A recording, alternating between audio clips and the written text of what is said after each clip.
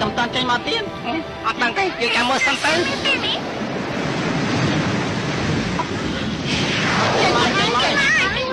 បាត់ជាបង្គសោធំប៉ុនមេឃមែនព្រាមមេដែរក្នុងទឹកជើទេអត់មានទឹកទេខាងក្នុងផ្ទះមួយស្អាតបំផុតហៅថាដីសភៈបង្គោលភ្នំធូហូតឡាងមេឃាសួយលៀនចឹងនាំគ្នាទៅជាមួយគ្នាទៅមិនចាំបាច់រកកំហឹងរបស់ទេវតាទៀតទេហើយតើគ្នាចូលទៅជាមួយខ្ញុំណាតើគ្នាចូលទៅជាមួយខ្ញុំទៅយើទៅជាមួយខ្ញុំទៅ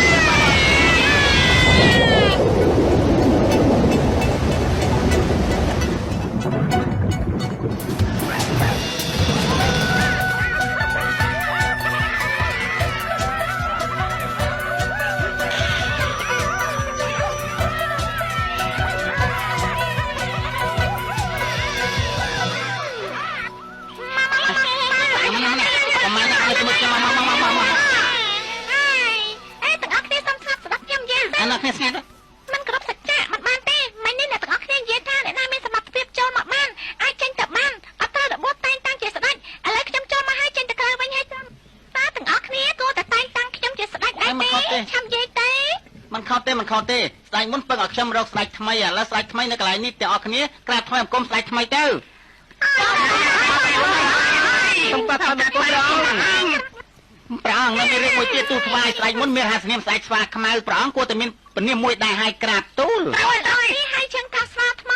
យើងដាក់ព្រះនាមថាស្ដេចស្វាថ្មអូយស្វាថ្មមិនព្រោះទេព្រះអង្គមានរោមពណ៌មានពេញខ្លួនប្រុសស្អាតទីមួយរបស់ពុយស្វាយើងឥឡូវអញ្ចឹងណាដាក់ថាស្ដេចស្វាស្អាតតែម្ដងទៅក្រាបទូលស្អាតតែយើងស្អាតណាស់មែនទេស្អាតទេចាអញ្ចឹងដាក់ថាស្ដេចស្វាស្អាតតែចឹង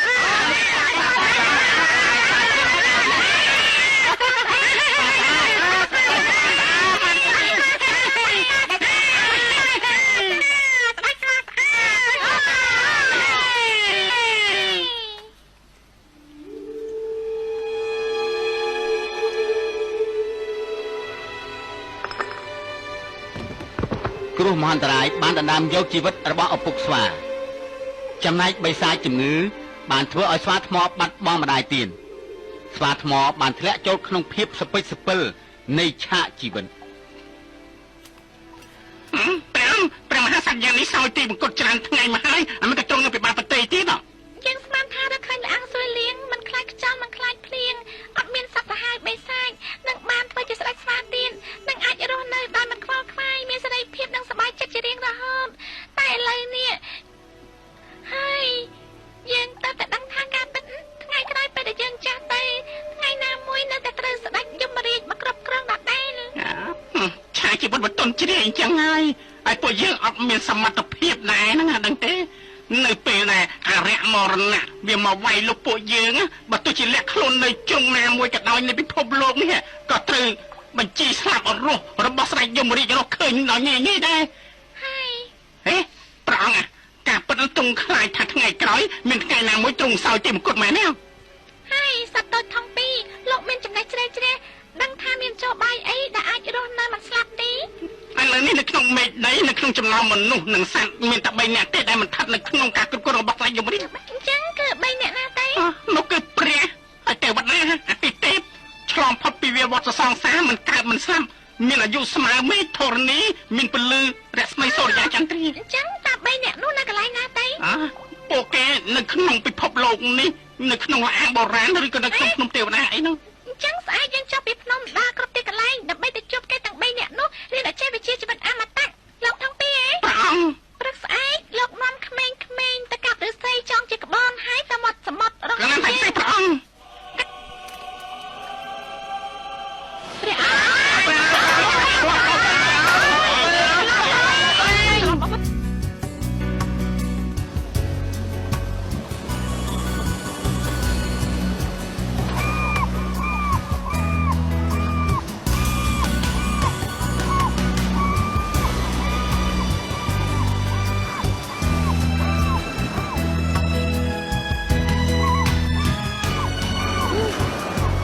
ដើម្បីស្វែងរកវិធីជីវិតអមតៈកូនស្វាថ្មរសាត់កាត់សមុទ្រមកដល់កន្លែងមនុស្សលោករស់នៅទ្វីបណានច័ន្ទ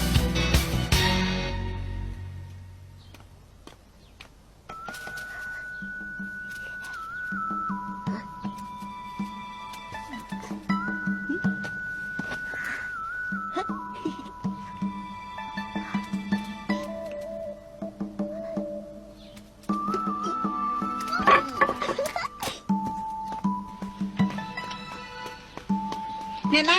ណា គេស្លៀកពាក់ខោអាវមនុស្សនឹងរៀននិយាយភាសាមនុស្សប៉ុន្តែគេដឹងថាមនុស្សម្នាបែរជាងប់ងល់ចំពោះស្រីស្រាទ្រព្យសម្បត្តិហើយនឹងអំណាចបែរជាមិនគិតដល់អាយុជីវិតអ្វីបន្តិចត អាយ៉ូពីមរៀងទៅរបស់យើងផងតែមិនចង់រស់ទេអីក៏សុំទៅគឺបានយើងវាយឲ្យស្លាប់សិន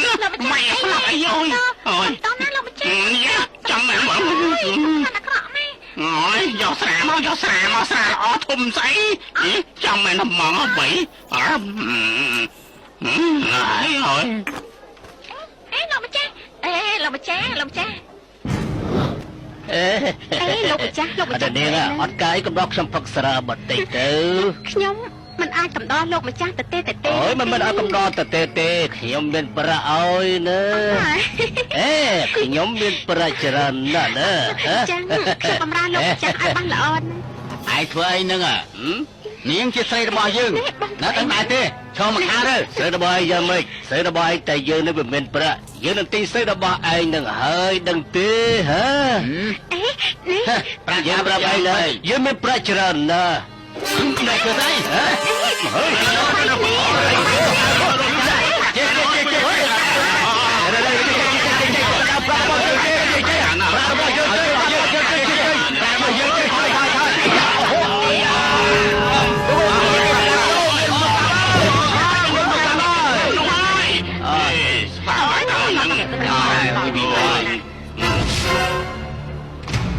ស្លាប់ហើយហ្នឹងឯងដល់ពួកយើងទៅស្រាឡ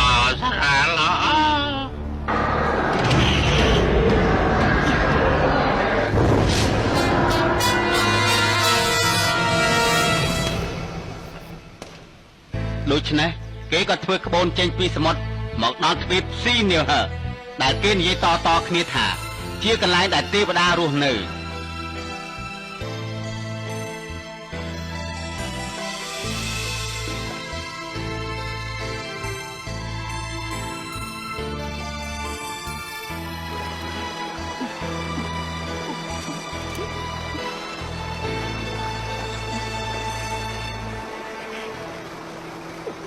神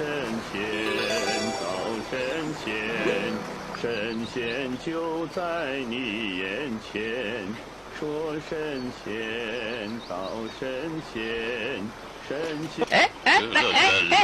ទេវតាខ្ញុំសូមគោរពឈប់លោកប្អូនអើយខ្ញុំគ្រាន់តែអ្នកកាប់អុំម្នាក់ប៉ុណ្ណោះមិនក៏ហ៊ានទទួលពាក្យទេវតាទៅអូយក្រៅមិញលោកនិយាយថាទេវតានៅចំពោះមុខអូលោកនិយាយពីចម្រៀងនេះអីនិយាយតាមត្រង់ទៅចុះណាចម្រៀងនេះគឺពិតជាទេវតាបង្រៀនខ្ញុំមែនហ្នឹងណាហើយគាត់និយាយថាទេវតាដែលយើងហៅគឺអត់មានកង្វល់គឺគ្រាន់តែមានសេរីភាពតែប៉ុណ្ណោះដូចជាខ្ញុំយ៉ាងចឹងតែនេះឡើងភ្នំកាប់អស់ហើយចុះពីភ្នំទៅដូងអង្គយកទៅចិញ្ចឹមម្ដាយចាស់មិនចង់បានទ្រព្យសម្បត្តិស្ដុកស្ដំដូច្នេះគឺប្រហាក់ប្រហែលដែរនឹងទេវតាហ្នឹងណាអូយការពិតបងប្រុសជាកូនកតញ្ញូដែរសូមគោរពហ៊ានទទួលអញ្ចឹងបងប្រុសតាទេវតានៅកន្លែងណាដែរទៅអូមិនឆ្ងាយទេឆ្លងផុតពីភ្នំនេះដល់7-8យោជន៍ទៀតទៅដល់ហើយភ្នំនេះមានឈ្មោះហៅថាលីងថៃហ្វាងឈុនលើភ្នំគឺមានលអាងដួងច័ន្ទបញ្ឆិតផ្កាយ3មួយនៅក្នុងលអាងគឺមានទេវតាមួយអង្គគឺមានព្រះនាមហៅថាទេវតាពូ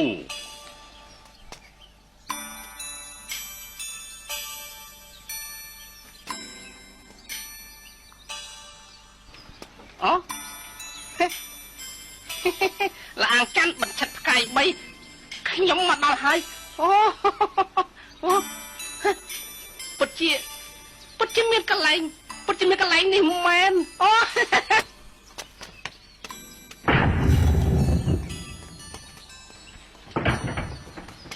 អ្នកណាមកស្រែកឡូឡានៅកែនេះ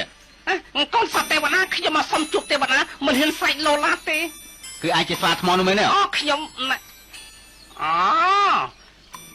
ខ្ញុំទៅតែមកដល់កន្លែងនេះមិនបាច់จะថាលោកស្គាល់ខ្ញុំគ្រូរបស់ខ្ញុំកំពុងតែបកស្រាយពធថាមានស្វាថ្មមួយក្បាលចង់មកសុំសិលហៅខ្ញុំមកបើកទ្វារឲ្យ